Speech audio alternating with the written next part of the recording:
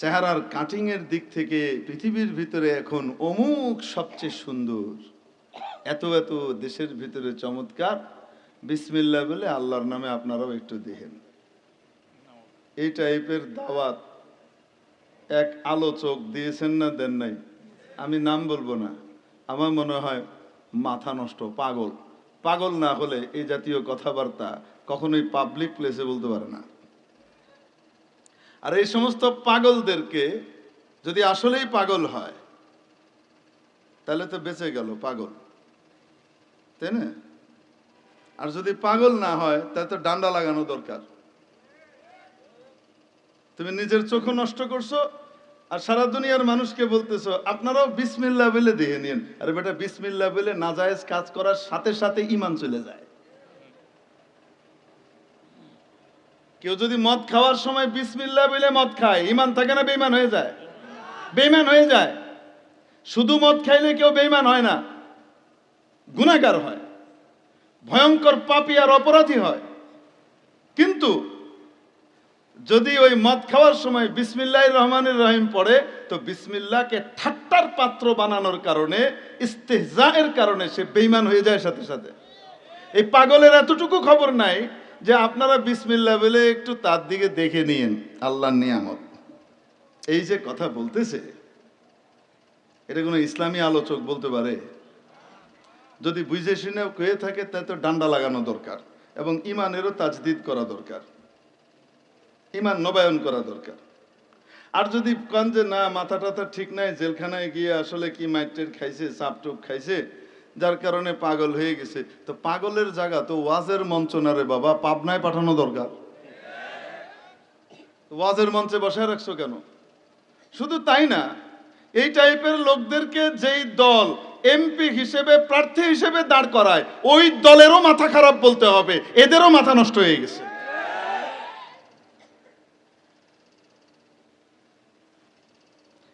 এই ধরনের বক্তব্য একটার পর একটা আসতেছে।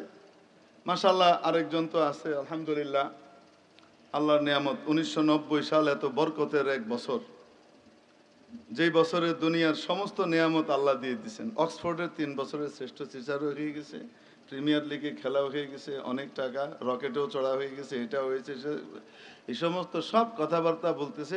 আর এগুলাকে এমপি হিসেবে মনোনয়ন দিয়ে রাখছে, যেই দল দিয়ে রাখছে, এদেরকে ইসলামী দল কেমনে কই আমার তো মাথায় ধরে না। এটা কোন ধরনের কথা? তাহলে এই দলেরও মাথা খারাপ হয়েছে, এটাই বলতে হবে। আর এই মাথা খারাপ দল যদি ক্ষমতায় আসে তাহলে আল্লাহ জানে দেশের কি দশা হয়। কারণ এই ধরনের কথাবার্তা ওপেনলি পাবলিক প্লেসে বলার পরে, ভাইরাল হওয়ার পরে ন্যূনতম সাজাটাও হয়তো দেওয়া যায়, সেটা হলো সতর্ক করে তাকে সাসপেন্ড করা কিছুদিনের জন্য, সাময়িক অব্যাহতি দেওয়া, কিছুদিন পরে আবার নাহলে সামনে আনতো। উচিত তো হলো মনোনয়ন থেকে বঞ্চিত করে নামিয়ে দেওয়া, সেগুলো তো নাই। আরো উল্টা কি করতেছে, এগুলার ব্যাপারে যদি কেউ সমালোচনা করে, সেই সমালোচকরে ধরে সবাই ঠাসাইতেছে ওই দলের লোকজন। তো এটা ইসলামী দল হইল কি? তো দল কানামার্কা দল। আল্লাহ পাক এই দলটাকে ইসলামের পথে আসবার তৌফিক দান করেন। বড় সুসংগঠিত চমৎকার একটা দল। মানুষজন মনে করে এনারা ক্ষমতায় গেলেই সংসদে ইসলামের আলো জ্বলে যাবে, সারা বাংলাদেশে ফক ফক ফক ফক ফক ফক ফক ফক করে আলো জ্বলে যাবে, একদম ইসলাম জিন্দা হয়ে যাবে। যদিও যেই মুখ দিয়ে ইসলামের কথা বলে, সেই মুখের ঠিক 2 আঙ্গুল নিচের যে ইসলাম আছে, হেঁটেই বেশিরভাগের নাই, সেটাই রসুলের তরিকা অনুযায়ী নাই। তারপরেও আশা করি, দোয়া করি আল্লাহ পাক ভুলগুলো থেকে প্রত্যাবর্তন করে সঠিক জায়গাতে ফিরে আসবার তৌফিক দান করেন। আমিন। দেশের ভিতরে কমপক্ষে নাস্তিক্যবাদের বিরুদ্ধে তো কিছু লোক থাকবে, উল্টাপাল্টা যাই হোক না কেন, তারপরেও তো নাস্তিকের বিরুদ্ধে তো দাঁড়ায়, বলে না কেন? কিন্তু ভয় লাগে আবার, এই দেহি আবার আমেরিকার লগে খাতির করার লেগে এটাও হয়ে যাচ্ছে, আবার অমুকের সাথে খাতির করার জন্য পূজা অর্চনায় শুভেচ্ছা জানানো শুরু হয়েছে। এখন দলের সাধারণদেরকে কি বলবো? দলের প্রধান যদি পূজায় শুভেচ্ছা জানায় আর সেই দল চুপ করে বয়ে থাকে, তাহলে বক্তব্য তো দলীয় বক্তব্য হয়ে গেল। পূজায় শুভেচ্ছা জানানো জায়েজ কি না জায়েজ, এখানে ওলামা একরাম আছেন, এনাদেরকে জিজ্ঞেস করেন। ইনাদের কথা যদি মানতে না চায়, ওই দলের একজন বড় মহারথী ছিলেন, বড় আলেম হিসেবে প্রসিদ্ধ ছিলেন আল্লামা দিলাওয়ার হুসাইন সাইদি রহমতুল্লাহ আলাই। উনার বয়ান আছে, পূজাতে কেউ শুভেচ্ছা জানালে, পূজাতে কেউ গেলে তার ইমান নিয়ে টানাটানি বেড়ে যায় বলছেন। ওই বক্তব্য আছে এখনো, দেখে নিয়েন। আমরা কইলে তো কেউ হিংসা করে কইছি, তো সাইদি সাহেব মরহুম উনি তো আর হিংসা করে কয়নি। ক্ষমতায় যাওয়ার আশা দেখা দেওয়ার সাথে সাথে যদি কম্প্রোমাইজিং সিস্টেমে চলে যাই, ইমান ইসলাম এর ব্যাপারে ছাড় দেওয়া শুরু করে দিই, ফরজ আর ইসলামের গুরুত্বপূর্ণ বিষয়, সবচেয়ে মূল বুনিয়াদী বিষয় তাওহীদ, এই বিষয়ে যদি ছাড় দেওয়া শুরু করে দিই আর কথা কওয়া শুরু করে দিই, ছাড় দিয়ে দিতে থাকি, তো তাহলে ক্ষমতায় গেলে ক্ষমতায় টিকানোর জন্য তারা যা কবে তাই করতে রাজি হয়ে যাব। কম্প্রোমাইজের দ্বারা ইসলাম জিন্দা হয় নাই। আর এই ইসলাম তো জিন্দা হয়েছে নিজের স্বকীয়তা পরিপূর্ণভাবে বজায় রেখে ধরে রাখবার মাধ্যমে। নবীজির একটা সুন্নত নিয়ে সাহাবীরা পর্যন্ত কম্প্রোমাইজে যান নাই। ফরজ ওয়াজিব আর আকীদার শিরিক এটা তো বহুত পরের কথা, সামান্য একটা সুন্নত নিয়েও কম্প্রোমাইজে যান নাই। পারস্য রাজের দরবারে মুসলমানদের ডেলিগেট গিয়েছে, সেখানে কিছু সাহাবী আছেন, কিছু নন সাহাবী আছেন, পরবর্তীতে মুসলমান হয়েছে, নবীজিকে পান নাই তারা ইসলাম অবস্থায়, তারাও আছেন। জৌলুসপূর্ণ দস্তরখান, খাবারের ব্যবস্থা হয়েছে, শাহী দস্তরখান। আফটার অল দূত, এবং সাধারণ দূত না, এরা হলো বিজয়ী দূত, কারণ যেদিকেই যাচ্ছে তছনছ করে ফেলতেছে, ছিন্ন ভিন্ন করে দখল করে ফেলতেছে। এই মরুচারীরা যেদিকে যায়, অস্ত্র নাই, শস্ত্র নাই, কিচ্ছু নাই, কিন্তু বড় বড় সমরাস্ত্রের অধিকারীদেরকে পর্যদস্ত করে ঠেসে সরিয়ে দিচ্ছে। তো এদেরকে সমীহ তো করতেই হয়। দেখেন না পৃথিবী এখন তালেবানকে সমীহ করে কি করে না? 20 বছর পর্যন্ত বলছে জঙ্গি জঙ্গি জঙ্গি জঙ্গি জঙ্গি, শেষে যায় কইল না না না, তালেবানরা যোদ্ধা, তাদের সাথে চুক্তি করতে হবে। 20 বছর পরে ওদের চোখ ফুটলো, জঙ্গি নয় যোদ্ধা।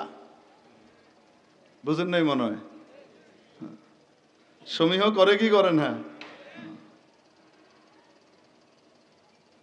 আসল পাওয়ার হলো ইমানি পাওয়ার, ইমানি তাকাত, এবং রাসূল সাল্লাল্লাহু আলাইহি ওয়াসাল্লামের শরিয়ার ব্যাপারে একেবারে অনড়ভাবে অবস্থান নেওয়ার যে শক্তি, এই মনোবলই মানুষকে সত্যিকার অর্থে বিজয়ী হিসেবে বিশ্ব সভায় মাথা উঁচু করে দাঁড়াতে শেখায়।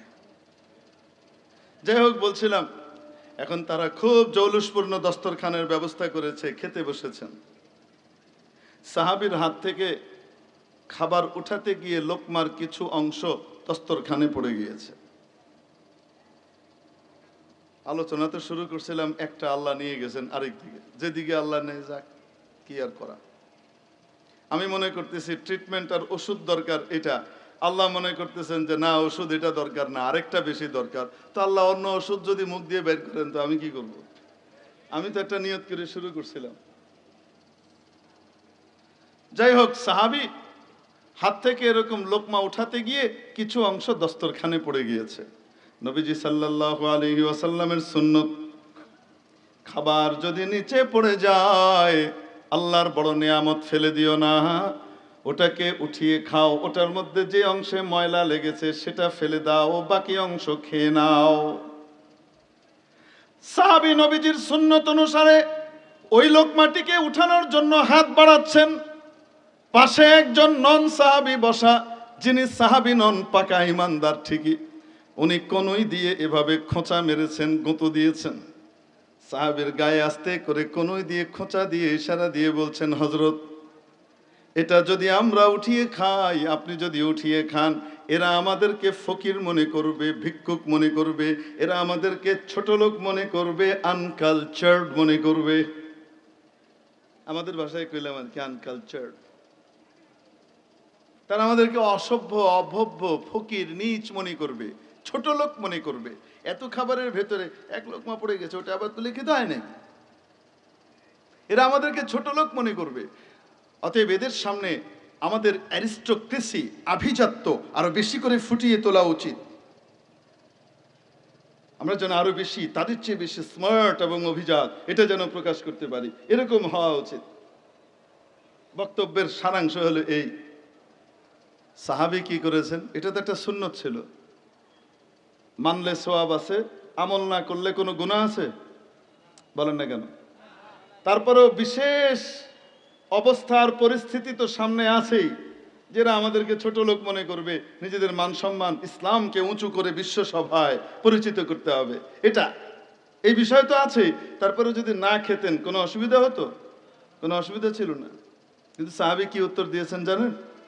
সাহাবী বলেছেন, আতরুকু সুন্নাতা হাবিবি সাল্লাল্লাহু আলাইহি ওয়াসাল্লাম, আমি কি আমার প্রিয়তম প্রিয় হাবিব সাল্লাল্লাহু আলাইহি ওয়াসাল্লামের সুন্নতকে ছেড়ে দেব লিআজলি হাউলাইল হুমাকা, এই সকল গর্ধবদের কারণে? বিশাল বিশ্বর সামরিক তাকাত আর শক্তির অধিকারী তৎকালীন অন্যতম পরাশক্তি পারস্য,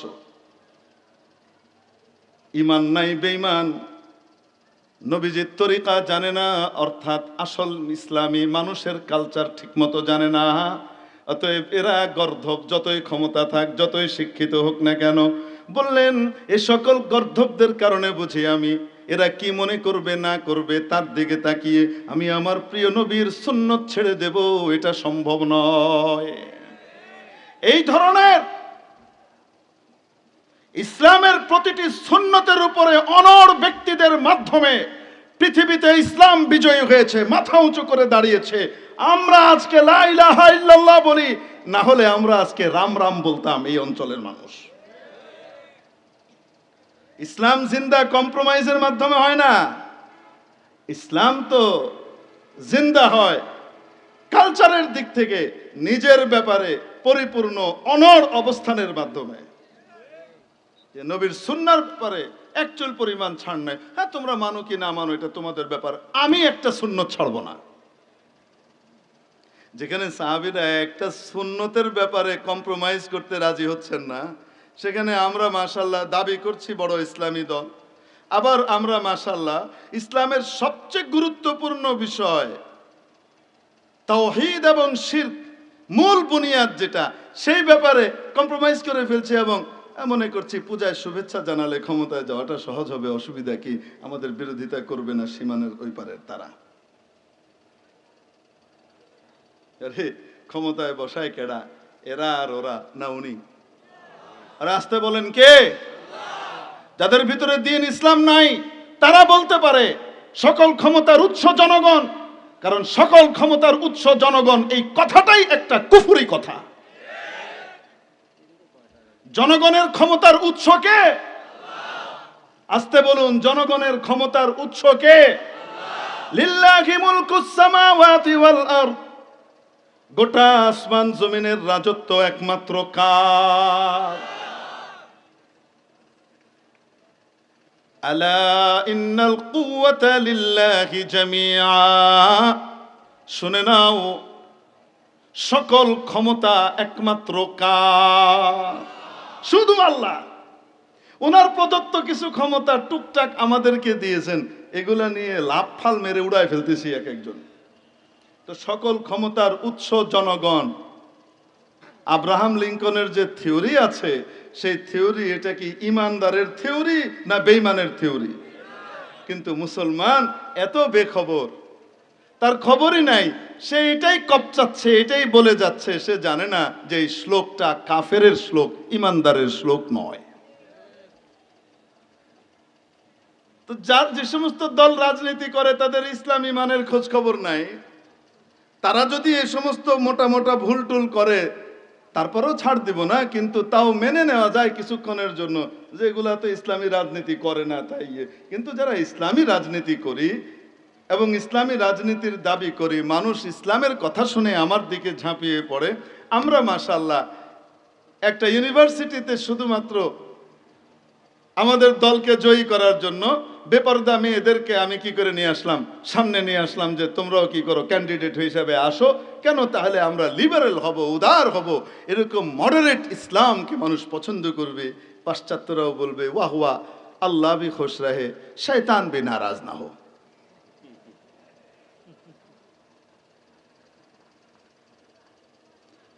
আমি তো পরিষ্কার করে বলি, এইবার ভোটের নির্বাচনের ভিতরে ঢাকা ইউনিভার্সিটিতে এবং অন্যান্য জায়গাতে যেই নীতি এই দলটা গ্রহণ করেছে, এই নীতি যদি এই দলের মূল প্রবর্তক মাওলানা মওদুদী সাহেব দেখতেন, উনি হার্ট ফেল করে মারা যেতেন। আমার এই দল করলোটা কি? আমি কি এই ইসলাম রেখে গেছি নাকি এদের জন্য? আপনারা আমার উপরে নারাজ হতে পারেন, হুজুর ইসলামী ঐক্য ধ্বংস হয়ে যাচ্ছে। আপনি তো ঐক্য বিরোধী কথা বলছেন। ঐক্য বিরোধী কথা বলছি? ঐক্য বিরোধী কথা? ঐক্য কিসের ভিত্তিতে হবে? ঐক্যটা কিসের ভিত্তিতে হবে? ঈমান, ইসলাম এবং নবীর তরিকার ভিত্তিতে হবে। ওইটার ভিত্তিতে ঐক্য হলে ওইটা সত্যিকারের ঐক্য হবে। আর যদি ওইটাকে খণ্ডন করে অন্যদিকে ঐক্য করতে চায়, তো সেটা ইসলামী ঐক্য হবে না, অন্য কোনো ঐক্য হবে। আল কুফরু মিল্লাতুন ওয়াহিদা মার্কা ঐক্য হবে। কি বলবো আপনাদেরকে? বলবো নাকি? হ্যাঁ, হযরত ফুযাইল ইবনে ইয়াদ রাহমাতুল্লাহ আলাইহি বিখ্যাত বুজুর্গ ছিলেন, আবিদুল হারামাইন ছিলেন, তাবেঈ ছিলেন। ফুযাইল ইবনে ইয়াদ এবং আমিরুল মুমিনিন ফিল হাদিস, অর্থাৎ হাদিস সম্রাট ইমাম আব্দুল্লাহ ইবনুল মুবারক রাহিমাহুমাল্লাহ, দুইজন সমসাময়িক ছিলেন। দুইজনই ইমাম বুখারীর দাদা ওস্তাদ, ইমাম আবু হানিফার শাগরিদ। হযরত ফুযাইল ইবনে ইয়াদ রাহমাতুল্লাহ আলাইহির খ্যাতি ছিল আবিদুল হারামাইন, অর্থাৎ হারামে মক্কি, হারামে মাদানী, মসজিদে নববী এবং মসজিদুল হারাম, এই দুই জায়গার ভিতরে সবচেয়ে বড় ইবাদতকারী। এত বড় আবিদ ছিলেন, আবিদুল হারামাইন। হযরত ইমাম ফুযাইল ইবনে ইয়াদ রাহমাতুল্লাহ আলাইহি অদ্ভুত এক শের বলেছেন। সেই কবিতাটা আমার মনে পড়ে গেল, আপনাদের সাথে শেয়ার করি, কারণ এই পরিস্থিতি দেখে আমার কাছে ওইটা মনে হয়েছে। উনি বলেছেন, নুরাক্কিউ দুনিয়ানা বিতামজিকি দীনিনা, নুরাক্কিউ ফালা দীনুনা ইয়াবকা ওয়ালা মা নুরাক্কিউ। আমাদের দুনিয়াটা ছিঁড়ে গেছে। দুনিয়াটাকে উদাহরণ দিচ্ছেন একটা জামার সাথে, একটা পরিধেয় বস্ত্রের সাথে। কারো যদি কাপড় ছিঁড়ে যায়, তাহলে ওই জায়গাতে কি করে? তালি লাগায়। কি লাগায়? এখন তো মানুষের অনেক কাপড় ছিঁড়ে গেছে, ফেলে দিছে। আগেকার জমানায় এত কাপড় ছিল না রে বাবা। ছিঁড়ে গেলে সেটাকে সেলাই করতো, সেটাকে রিপু করতো, সেটাকে তালি লাগাতো, ঠিক কিনা? তো তালি লাগানোর জন্য কাপড় কি মূল কাপড়টা কাটে না অন্য ছিট কাপড় থেকে কেটে এনে লাগায়? ছিট কাপড় থেকে কেটে এনে মূল কাপড় ঠিক করে। এখন কারো যদি ছিট কাপড় কেটে গেছে, ছিট কাপড় কি হয়েছে? কেটে গেছে, ছোট একটা কাপড়ের টুকরা ছিঁড়ে গেছে, তাই এটা সে তালি লাগাইতে চাচ্ছে। আর তালি লাগাইতে গিয়ে সে তালি লাগালো কি দিয়ে? সবচেয়ে দামি যে জামাটা আছে সেই জামাটা কেটে ওইখান থেকে কাপড় নিয়ে তালি লাগাইছে। এরকম মানুষকে কি বুদ্ধিমান বলে না বোকা বলে? উনি বলেন, আমরা দুনিয়া ফেটে গেছে তাই সেটা তালি লাগাচ্ছি। আমাদের সবচেয়ে দামি সম্পদ দিনকে কেটে কর্তন করে, দিন কর্তন করে দুনিয়া ঠিক করতে গেলাম। ফলাফল কি হলো? দিনও গেল, দুনিয়াও গেল। ফালা দীনুনা ইয়াবকা ওয়ালা মা নুরাক্কিউ। দিনও গেছে, দুনিয়াও গেছে, কোনোটাই ঠিক হয় নাই। এজন্য সামান্য নির্বাচনে জিতার জন্য নিজেদেরকে লিবারেল প্রমাণ করবার জন্য বেপরদা মেয়েদেরকে আমি প্রার্থী হিসেবে সামনে নিয়ে আসলাম। কেন জিততে হবে আমাকে? জিতলে আমি ঢাকা ইউনিভার্সিটি সহি শুদ্ধ করে ফেলতে পারবো, কিছু নীতি আনতে পারবা, আল্লাহওয়ালা ইসলাম আনতে পারবা না। ওটা অন্য জিনিস। ইসলাম তো তুমি নিজেই নির্বাচনে ধ্বংস করে দিয়েছো। বেপরদা নারীকে প্রার্থী হিসেবে দাঁড় করানো মাশাআল্লাহ সুন্নতের কাজ। অবশ্যই একটা ফরজের সওয়াব তো নিশ্চয়ই পাওয়া যাবে। আচ্ছা, নাহলে ওয়াজিবের সওয়াব তো পাওয়াই যাবে। আচ্ছা, বেপরদা একজন মুখ খোলা মেয়েকে নির্বাচনে দাঁড় করানোর দ্বারা ইনশাআল্লাহ তাআলা ইসলাম চিন্তা করার জন্য দাঁড় করাইছি, এবং এটার জন্য এই সহি নিয়তের কারণে ইনশাআল্লাহ তাআলা কমপক্ষে একটা সুন্নত, একটা মুস্তাহাবের সওয়াব তো পাওয়া যাবে। কি পাওয়া যাবে? আরে হারামকারীর প্রমোট করার কারণে ডান্ডা পাওয়া যাবে।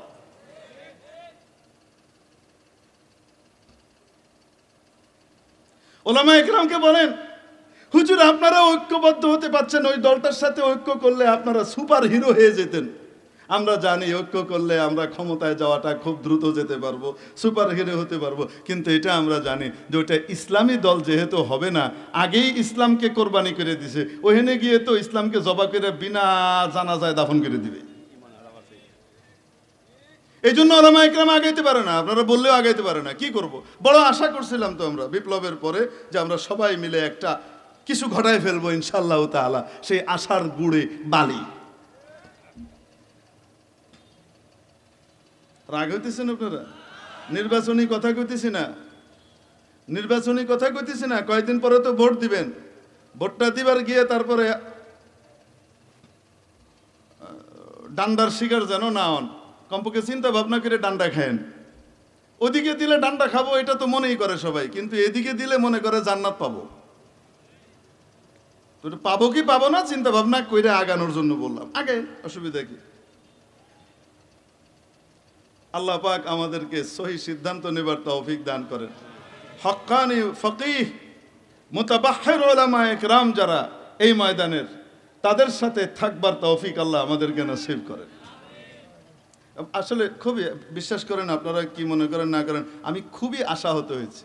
আমি এত কষ্ট পেয়েছি, আমি মনে করেছিলাম যে এইবার হয়তো সকলে মিলে টিলে একটা কিছু আমরা ঘটাবো ইনশাল্লাহ, কিন্তু একটার পর একটা যে বক্তব্য ডেলিভারি দিতেছে, ক্ষমতায় যাওয়ার আগে এই টাইপের উল্টাপাল্টা জঘন্য বক্তব্য দিয়ে যেতেছে, ইসলামের গোড়ার ভিতরে আঘাত করে যেতেছে। কখনো হজরত মা খাদিজাকে ধরতেছে, কখনো হজরত ওমর রাদিয়াল্লাহু তাআলা আনহুর উপরে আঘাত করে বসতেছে, কখনো অমুকরে ধরতেছে, কখনো তমুকরে ধরতেছে, যাকে ইচ্ছা তাই বলতেছে, কখনো পূজায় শুভেচ্ছা জানায় দিচ্ছে, আবার কখনো রোজা পূজা কাছাকাছি নিয়ে আসতেছে।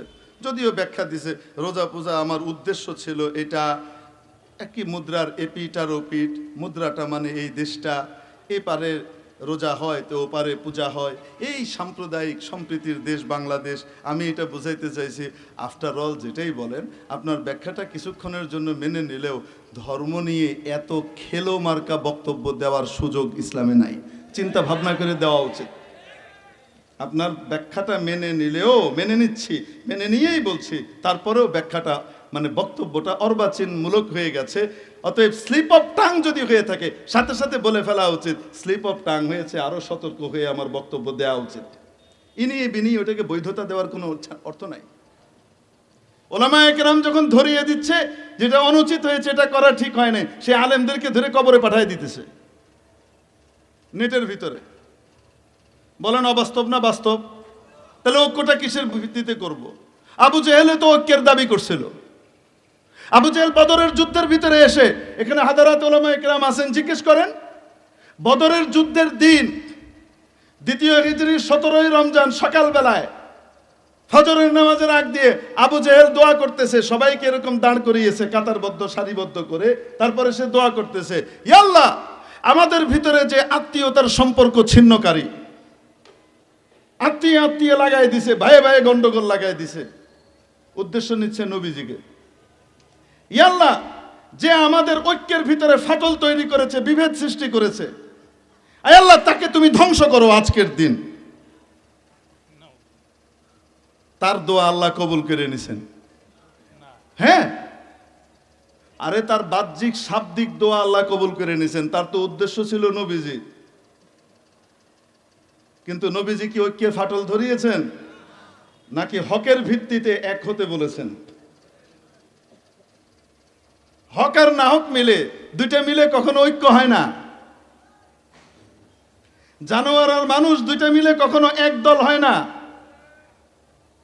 হক আর না হক কখনো কি হয় না, এক হয় না। ঐক্য তো হকের ভিতরে হবে। ওরা যে ঐক্যের ডাক দিয়েছিল, সেই ঐক্যকে,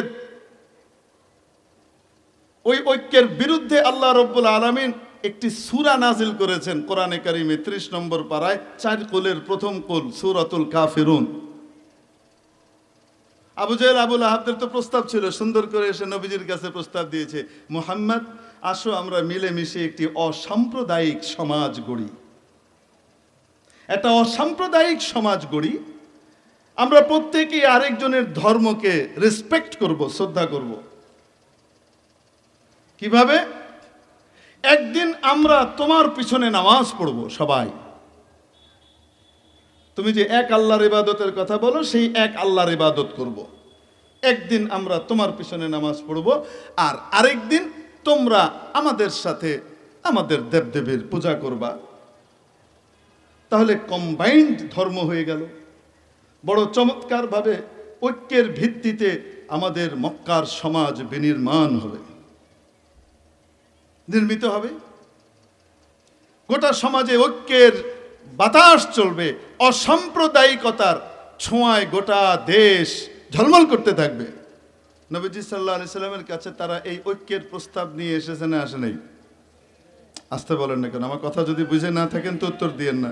ঐক্যের প্রস্তাব এনেছে না আনে নাই? তারা মনে করতো এটাই সহি ঐক্য, হক না হক মিলে, হালাল হারাম মিলে। হালালওয়ালারা হারামদের জন্য কিছু ছাড় দিয়ে দিবে, হারামওয়ালারা আবার হারামদের জন্য, হালালওয়ালাদের জন্য কিছু ছাড় দিবে, তাহলে তো ঐক্য হয়ে গেল। আল্লাহ রাব্বুল আলামিন কোরআনে কারিমে একটি স্বতন্ত্র সূরা নাজিল করলেন, যে সূরার শেষ আয়াত আবার দিল্লিওয়ালির খুব মুখস্থ ছিল। দিল্লিওয়ালি আছে না, আমাদের 16 বছর তারপরে দিল্লিতে গিয়ে বিশ্রামরত, ওনার খুব মুখস্থ ছিল লাকুম দীনুকুম ওয়ালিয়া দীন, তোমার ধর্ম তোমার, আমার ধর্ম আমার। সূরার শেষ আয়াত নিয়ে লাভ দিল, আগের আয়াতগুলার খবরই নেই। এই প্রস্তাবের উপরে রব্বুল আলামিন এই সূরা নাজিল করলেন, কুল ইয়া আইয়ুহাল কাফিরুন, বলে দিন এই কাফেররা। কি বললেন? এই কাফেররা, লা আ'বুদু মা তা'বুদুন, তোমরা যেগুলার ইবাদত করো আমি সেগুলার ইবাদত করি না। ওয়ালা আনতুম আবিদুনা মা আ'বুদু, আর আমি যার ইবাদত করি, যেই প্রক্রিয়া তোমরা বলেছো সেই প্রক্রিয়ায় কোনোদিন তোমরা তার ইবাদতকারী হতে পারবা না। ওয়ালা আনা আবিদুম মা আবাদতুম, আর না তোমরা যার ইবাদত করো, যেগুলোর ইবাদত করো সেগুলোর উপাসনাকারী আমি কখনো ছিলাম না, আছি না, হব। ওয়ালা আনতুম আবিদুনা মা আ'বুদু, আর আমি যাই আল্লাহর ইবাদত করি সেই আল্লাহর ইবাদত তোমাদের বর্ণিত প্রক্রিয়ায় এই ঐক্যের মাধ্যমে কখনো সম্ভব নয়। অতএব কি লাকুম দীনুকুম ওয়ালিয়া দীন, তোমাদেরও একটি স্বতন্ত্র দিন আছে, আমারও একটা স্বতন্ত্র দিন আছে। আমি আমার দিনের মধ্যে এক চুল পরিমাণ কম্প্রোমাইজ করতে পারবো না। দুনিয়ার ব্যাপারে কম্প্রোমাইজ করতে পারি, দিনের ব্যাপারে এক চুল পরিমাণ কম্প্রোমাইজ করতে পারবো না। ইবাদতের ব্যাপারে এক চুল পরিমাণ ছাড় দিতে পারবো না, সেই ইখতিয়ার আমার নাই। লাকুম দীনুকুম, তোমাদেরও একটি স্বতন্ত্র দিন আছে, হাজার বললেও তোমরা বদলাবা না, তোমরা করতে থাকো। ওয়ালিয়া দিন, আমারও স্বতন্ত্র দিন আছে, খিচুড়ি পাকানোর কোনো সুযোগ নাই। আমি বুঝাইতে পারছি আপনাদেরকে? ঐক্য কোন ঐক্য? হালাল হারাম মিলে ঐক্য হয়। আরে কন্যা কেন? উদাম মহিলারে নির্বাচনে খাড়া করায় দিয়া আবার তোমরা কইবা হক্কানি আলেমরা যেন কি করে, যেন ঐক্য করে, তোমাদের সাথে ঐক্য করে। আর আলেমরা যদি বলে যে এগুলো না যায়, এইভাবে এই তরিকায় কখনোই সহিন, এটা করা যাবে না, এত উদার হওয়ার সুযোগ ইসলাম দেয় নাই। আমরা বাংলাদেশে ইরানি ইসলাম আর অমুক তমুকের ইসলাম কায়েম করতে চাই না। ইসলাম যদি কায়েম করতে হয়, টার্গেট মদিনার ইসলামকে রেখে মদিনার ইসলামেরই এখানে কি করতে হবে? প্র্যাকটিস করতে হবে। যতটুকু পারি অতটুকুই করব, কিন্তু পরিপূর্ণ করব। বুঝাইতে পারি না মনে হয়? হ্যাঁ, এখন যখন আলেম ওলামারা বলছে আপনারা ঐক্যের বিরোধী, আপনারা আমাদের কাছ থেকে ছুটে যেতে চান, তো তোমরা যেই ঐক্যের দাবি করতেছো ওইটা তো আবু জেহেল মার্কা ঐক্য। ওই টাইপের ঐক্যের ভিতরে তো হক্কানি আলেম ওলামা যেতে পারবে না। তোমরা নিজেদেরকে বদলাবা না, আর চাইবা আলেম ওলামারা বদলায়া তারা তাদের হালাল এবং হককে বাদ দিয়ে তোমাদের হারামের সাথে গিয়ে কি করুক, নিজেরাও কিছু কম্প্রোমাইজ করে তারাও লিবারেল হোক। এটা তো সম্ভব না রে বাবা। তোমরা করতে পারো, আমরা করতে পারি না। তোমরা শুধু রাজনীতিকে সামনে রেখে, ক্ষমতাকে সামনে রেখে ইসলামকে লেবেল লাগায় তোমরা আগে যেতে চাও। ওলামা ইকরামের উদ্দেশ্য তো ইসলামী ক্ষমতার ভিতরে যাওয়া নয়, তাদের উদ্দেশ্য হলো এদেশে ইসলাম প্রতিষ্ঠিত করা, এবং খাঁটি ইসলামকে প্রতিষ্ঠিত করতে গিয়ে ক্ষমতা যদি আল্লাহ আমাদেরকে দিয়ে দেন আলহামদুলিল্লাহ, আর যদি না দেন তাহলে বহু নবীকে আল্লাহ তাআলা দুনিয়াতে ক্ষমতা দেন নাই, কিন্তু নবীরা তাদের দায়িত্ব পরিপূর্ণ পালন করেছেন। খুব কম নবীকে আল্লাহ তাআলা দুনিয়াতে ক্ষমতা দিয়েছেন। অধিকাংশের অধিকাংশ নবী দুনিয়াতে ক্ষমতা পান নাই, বরং তারা কোণঠাসা ছিলেন। তাদেরকে বিভিন্নভাবে নির্যাতন এবং নিপীড়নের আওতার ভিতরে এনে জাতা কলের ভিতরে পিষ্ট করা হয়েছে, কিন্তু তারা তাদের দ্বীনের ব্যাপারে এক চুল পরিমাণ ছাড় দেননি। যতটুকু পারেন অতটুকুই পৌঁছিয়েছেন। যতটুকু যাবে অতটুকু এক নম্বর খাঁটিই যাবে, খাঁটি গাজরের হালুয়াই যাবে। হ্যাঁ, কিছু গাজরের হালুয়া আর কিছু পায়খানা দুইটা মিশিয়ে কখনোই দেওয়ার জন্য আলেম ওলামা রাজি না। আপনারা যা ইচ্ছা তাই করেন। এখন কি মনে হয় আপনাদেরকে ওলামা ইকরাম ঐক্যের বিরোধী? আলেমরা তো ঐক্য চান, কিন্তু সেই ঐক্যটা কিসের ভিত্তিতে হবে? হুজুর, অন্য দলের সাথে তো আবার আপনারা ঐক্য করতেছেন, গিয়ে দেখতেছি কোন কোন হুজুর, তারা কি আর ইসলামের ভিতরে আছে? হ্যাঁ, এটাই তো মূল পয়েন্ট। সবাই জানে যে এই দলের সাথে মিলতেছে, ওরা ইসলামী দল না। অতএব তাদের কোনো ডিসিশনকে কেউ ইসলামী ডিসিশন মনে করবে না। আর তোমাদের সাথে ঐক্য করে যখন নাকি ক্ষমতায় যাওয়া হবে আর তোমরা অনইসলামিক ডিসিশন নিবা, ওইটাকেই ইসলামাইজেশন করা হবে এবং মানুষ মনে করবে এটাই মনে হয় ইসলামের ডিসিশন। হুজুররা যখন মোকাবেলা করবে আর বিরোধিতা করবে, তখন বলবে এই হুজুররাই সব গন্ডগোলের মূল।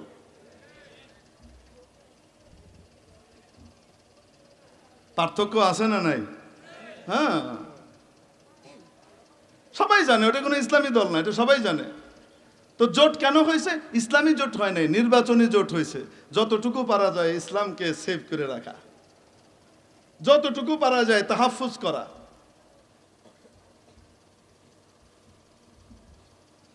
আল্লাহু আকবার কাবীরা। আমরা তো রাজনীতির বয়ানের জন্য বসি নাই, ফাঁকে চলে এসে তাই কয়ে দিলাম।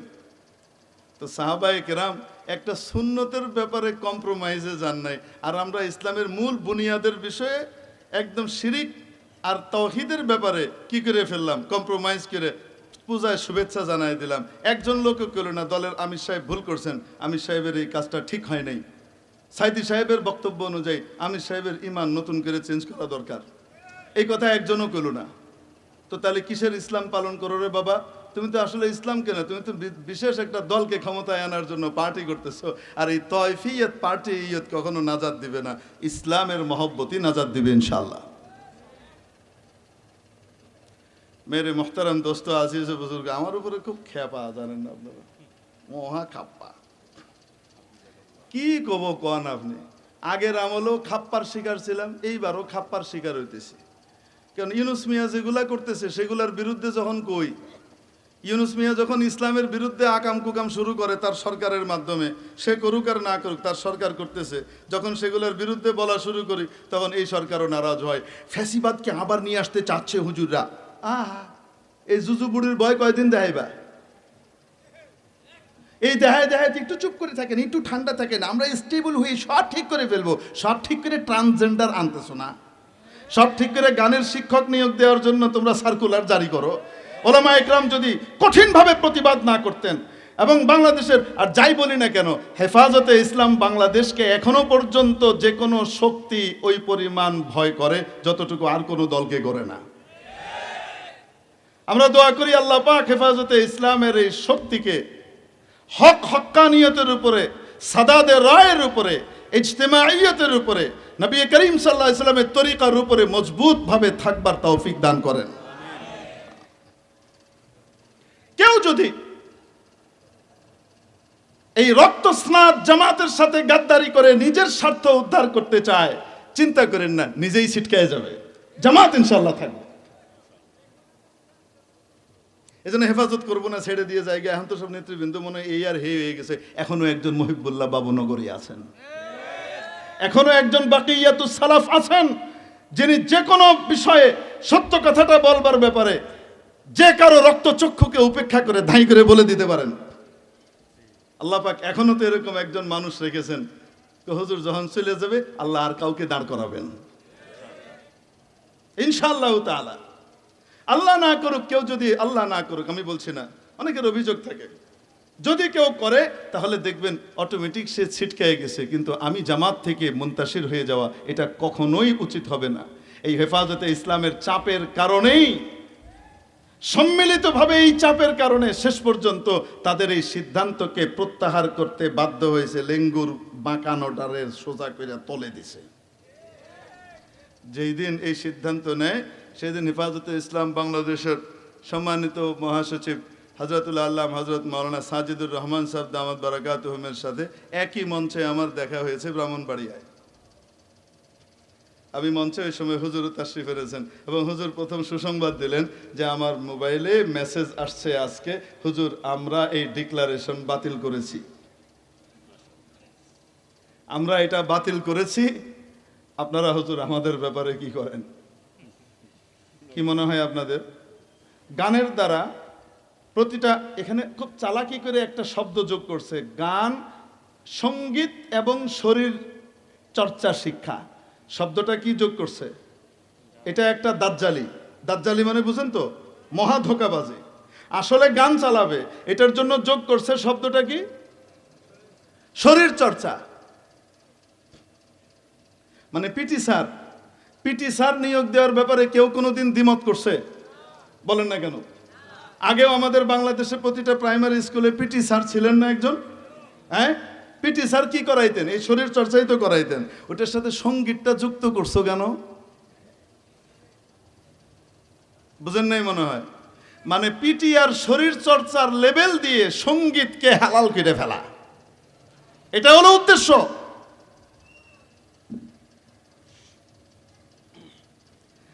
আল্লাহ পাক হযরত মাওলানা মুফতি ফজলুল হক আমিনী রহমতুল্লাহ আলাইহির কবরকে নূর দ্বারা ভরপুর করে দেয়। উনাকে তৎকালীন এক জাদরেল সাংবাদিক, যিনি এখন খুব জাদরেল সাংবাদিক সিনিয়র, উনি ইন্টারভিউ নিয়েছিলেন লালবাগ মাদ্রাসায়। হুজুর আপনারা কি জাতীয় সঙ্গীতের বিরোধিতা করেন? আপনার মাদ্রাসায় কি জাতীয় সঙ্গীত গাওয়া হবে না? তুমি বলছেন না, মসজিদ মাদ্রাসায় কোনো সঙ্গীত চলবে না। আপনারা জাতীয় সঙ্গীত কি করবেন না করবেন, এই জাতীয় সঙ্গীত তো আমি মানি না, কারণ এটার ভিতরে শিরিক ভর্তি। তারপরেও আবার যদি করতে চায় করেন, মসজিদ মাদ্রাসায় কোনো সঙ্গীত চলবে না। উনি সাফ সুতরাভাবে বলে দিয়েছেন, দ্ব্যর্থহীনভাবে। ওই মতের উপরে টিকে থেকে আমাদেরও মাদারিসে দিনিয়াত মজবুতির সাথে দ্ব্যর্থহীনভাবে বলা উচিত। কোনো সময় নিজেকে হীনম্মন্যতায় ভুগে ও মার্কা জবাব দেওয়ার কোনো সুযোগ নাই। যে কেউ এসে প্রশ্ন করুক, বলে দিবেন গান বাজনার জায়গায় আমরা মসজিদকে বানাইতে দিব না। আল্লামা ফজলুল হক আমিনী রহমতুল্লাহ আলাইহি কত বছর আগে ওই কথা বলেছিলেন। কেউ প্রশ্ন তুলেছিল, হুজুর জাতীয় সঙ্গীত তো আমরা গাই, সেটার ভিতরে কি আর বাজনা হয় নাকি? বাজনা তো হয় না, শুধু জাতীয় সঙ্গীত সবাই মিলে গায়। মাশাআল্লাহ তাবারাকা ওয়া তাআলা। গত টার্মের ভিতরে বাদ্যযন্ত্র সহ বাচ্চাদেরকে এই সঙ্গীত গাওয়ানোর চল স্কুলে চালু হয়েছে কি হয় নাই? যা আল বারদু ওয়াল জুব্বাত, শীত আসে, লেপ কম্বল কোট আর কাপড় চোপড় সব কিছু নিয়ে আসে। সঙ্গীত যখন আসবে, সঙ্গীত তার মালাহু আলাই, তার সাথে ওই বাদ্যযন্ত্র গুলা রেলইয়াই আইব, হুদাইব না।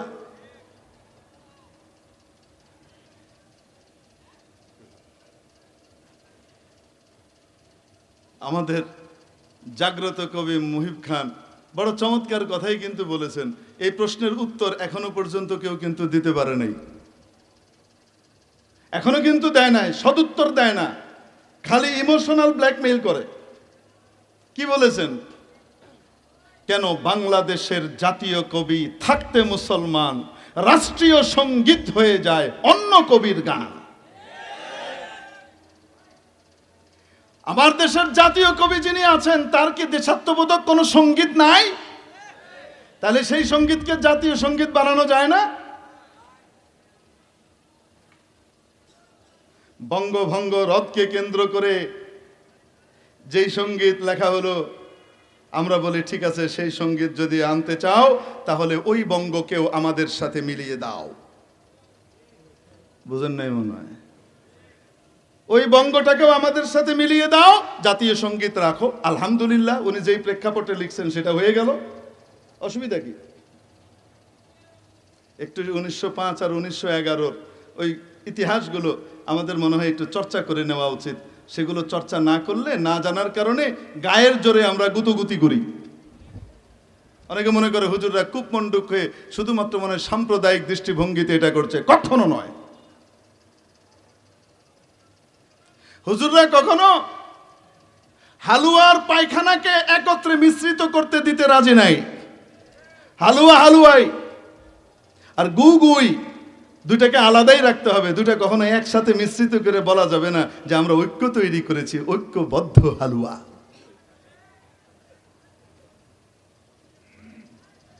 আপনারা নারাজ হচ্ছেন আমার কথার উপরে? হইলে হইবেন, দাওয়াত দিছেন কেন? দাওয়াত যেহেতু দিছেন, তিতা কথা তো কিছু শুনতেই হবে।